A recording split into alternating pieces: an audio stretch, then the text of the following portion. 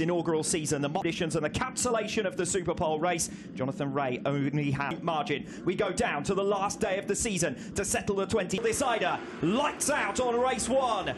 Not a good start at all from Scott Redding. Rea is away, superb. Covering to the inside line. Toprak pushed back to third. It's Rea who leads early on. Gerloff loses a fourth. Gerloff a little tentative. Bassani comes through as well. Bautista also making progress. Ronaldo all the way up from 14th on the grid to 7th position just in the early stages. Toprak finding his feet in Scott Redding between himself and Razgatlioglu, but not for much longer. Redding tipping in there a little late and Toprak gets through. Toprak got off the line a little bit slowly. He's come up to speed pretty quickly here on lap 1, though, up into second. Scott Redding though on the switchback will have the inside line as they make their way off turns 13 and 14 up towards the championship. Toprak only needs second place in order to seal this title, but he's not one for who don't collect the back of him. Rea holds firm, less than a tenth of a second between them though at the end of lap number 1. Yeah, Toprak's looking pretty big crash. That could be Koenig at the start of the lap. Very spectacularly indeed in these conditions, and that's exactly what Toprak Razgatlioglu is trying to do here, hassling and harrying Jonathan Rea into a bit more confidence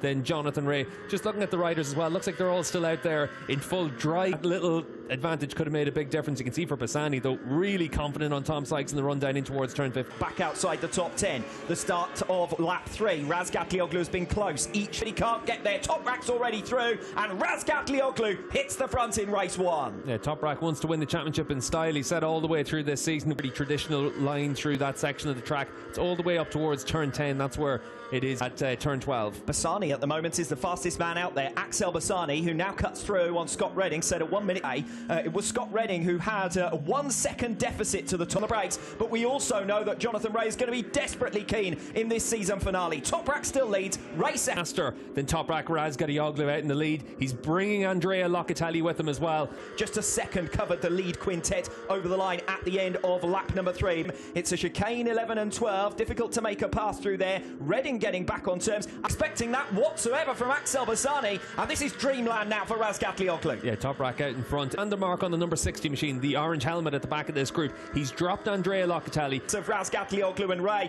for the first time. Toprak went on to suffer a mechanical. Toprak the race leader, Redding still with them. Sykes half a second behind that lead quartet. A bit of a gap open right there with Bautista. Only a matter of time before Davis on the number 7 gets through. And here goes Axel Bassani on Toprak Razgatlioglu. Podium finished his name. Remember back to those damp conditions in the Catalunya round earlier on in this season. Aggression as he fights his way through on Toprak Razgatlioglu for second position through turns back in this race so far. We're only a quarter of the way through and Rea now wants to hit the front of Razgatlioglu. Bassani working wonders for the current race leader, the new race leader. Yeah, we've said all the way through this weekend, it looks like in the dry conditions, Toprak would have had a few Yamahas up there with Bassani there, because he knows second place behind Jonathan Rea is enough to clinch the championship. Coming off that 10th turn and towards turn 11, he does. Rea had the better pickup. Razgatlioglu was aggressive back of him, half a second between the 4 of them at the end of the previous lap, and Bassani can't quite get it done on Razgatlioglu this time around. He's able to bridge the gap to the 2 Ducatis in front of him. Michael van der Mark in 6th position, matching the pace of Bassani. To the front, it's Rea who leads. Last time around, it was Razgatlioglu who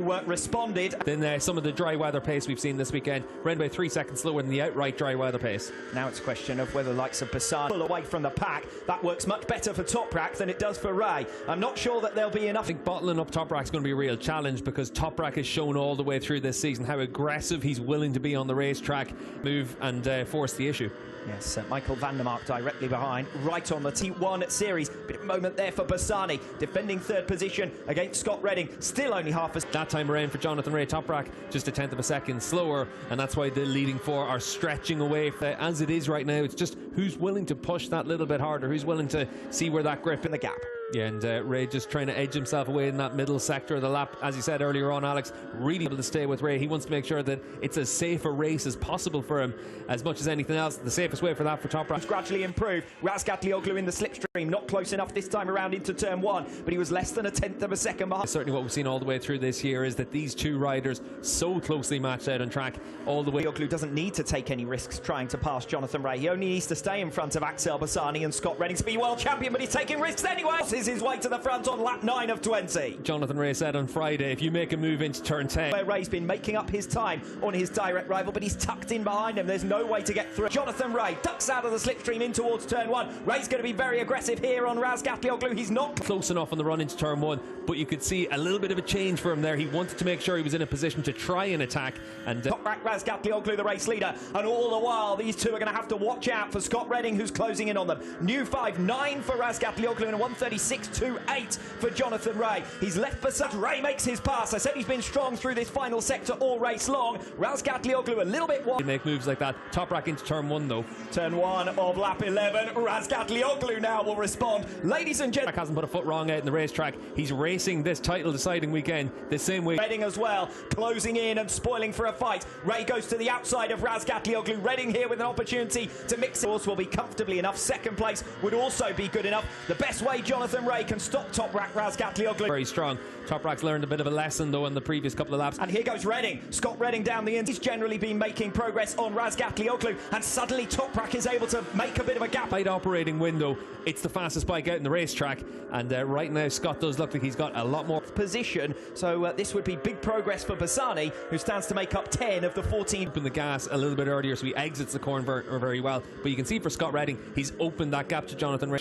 Wide, very wide for Toprak Razgatlioglu. He's off the circuit altogether. To show you the perils of a drying circuit. It's not fully dry just yet. Redding over the line for a new fight. But Ray will have seen that mistake for Toprak. That would have given him a lot more confidence to try and push on. Wake up call. We've got the Yamaha pit box just underneath our commentary box here, and certainly that would have given them a few increases. So Ray is going to push as hard as he can here to chase down and pass Scott Redding. Yeah, and you can see on this lap he's got his tail up. He knows that he's got the opportunity to win this race. Put a bit of pressure on Toprak. Now the gap to Scott Redding behind Toprak Razgatlioglu has consolidated, has stabilised his pace. About that, Ray, as has customarily been the case during this race 1, has got the better Ray on this lap so far. New personal best sectors coming in from Toprak Razgatlioglu. We know that it is going to be a situation where Toprak will be the man who... He's got to get through on Scott Redding. We saw him get really close in the run down in towards turn 10 last time around. He'll also know that he's at 1.2 seconds down on Toprak Razgatlioglu, despite the fact that he too is putting in personal... For Scott Redding through 4 and 5. And certainly for an attack riding, he's going to just have to try and put his bike in a position to get down the inside into turn 10. Stand, he must get past Scott Redding here to keep the title fight alive for another race, to take us to a last race decider. And line altogether, and does well to stay on the circuit. It's going to give a second wind here to Toprak Razgatlioglu to try and close in on the second place that he needs to seal the title. Suddenly the focus turns to what's going on behind him. Can Scott Redding pick back up the pace quickly enough? Toprak has seen blood. Scott Redding, he knows he's got a chance to do it. You can see Redding there with that little bit of a slip again on the run through 3 and 4. Try and get close enough now. These are the three men who've been knocking spots off one another all season. After Jonathan Ray and try and chase him down for a championship win in style. Redding's got just about enough in hand for the moment. Inside though on the switchback for turn 17. He won't want to mess up the two champ back into turn 1 at the start of lap 18. This could be a title winning overtake from Toprak Razgatlioglu. It's all about what the Ducatis can do, because Ray and Razgatlioglu for the moment look settled. A second 21 campaign. Redding's quite good through turn 13 and 14 compared to Toprak. We'll see if he can get close enough. Braking zone into turn 15 and 16 though doesn't look like being an easy opportunity to pass Toprak Razgatlioglu, and Toprak defends 10. So for Scott Redding, he needs to focus on using the strengths of that Ducati, so he needs to exit. Ray with victory would be 25 points behind Toprak Razgatlioglu in the championship standings. He would gain race wins consistently.